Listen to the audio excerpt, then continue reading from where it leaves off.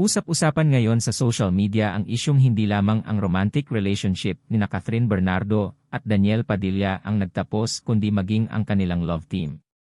May mga naglabas ang issue na maging ang kanilang pagiging on-screen partner o pagiging magka-love team ay maaari na rin umanong mabuwag.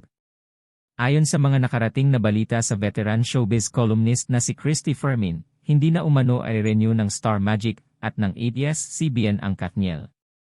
Sa kabila ng pagsisiwalat na ito ni Christy Fermin, nilinaw naman niya na hindi pa naman kumpirmado ang balitang ito. Dagdag pa ng veteranong columnist. Ang balita, ang kampo ni Catherine Bernardo ay nakikipag-usap na kay Rambo Nunez, kina Maja Salvador, at si Daniel, kukuha na rin ng ibang management, parang ganun. Matatandaan na karaang taon 2023, hinamon rin ni Manay Christy Fermin ang ina ni Daniel Padilla na si Carla Estrada na magharap-harap sila ng kanyang source. Ito'y kasunod na pabulaanan ni Carla ang isiniwalat niyang balita na totoong naghiwalay na sina Catherine Bernardo at Daniel Padilla. Direktang pahayag ni Christy kay Carla Estrada. Kami po maninindigan kaming tatlo na hiwalay na po talaga si Daniel Padilla at Catherine Bernardo. Umamin na po si Carla Estrada sa isa niyang kaibigan na wala na, tapos na. Ang tanong na lang natin ngayon, kailan ito naganap?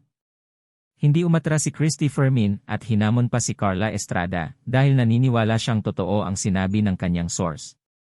Saad pa ni Christy Fermin. Very vague po yung kanyang post, hindi natin alam kung ano yung pinasisinungalingan niya.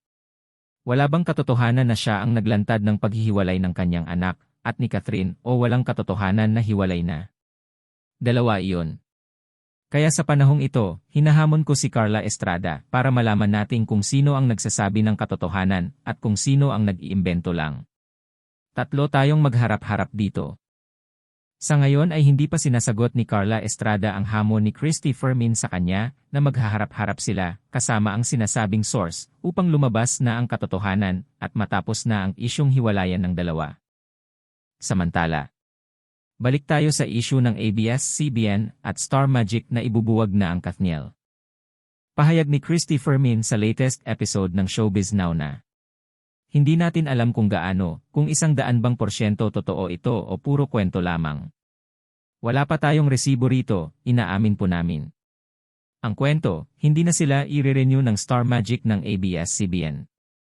Hindi rin umano alam ni Manay Christy Fermin kung ano ang dahilan ng ABS-CBN para hindi na i-renew ang kontrata ng Katniel. Ayon sa mga nasagap na mga chika ni Christy Fermin, nakikipag-usap na umano ang kampo ngayon ni Catherine Bernardo kay Rambo Nunez at Maja Salvador. Naghahanap na rin naman umano si Daniel Padilla ng panibagong management. Ikaw, ano ang masasabi mo sa isyung ito?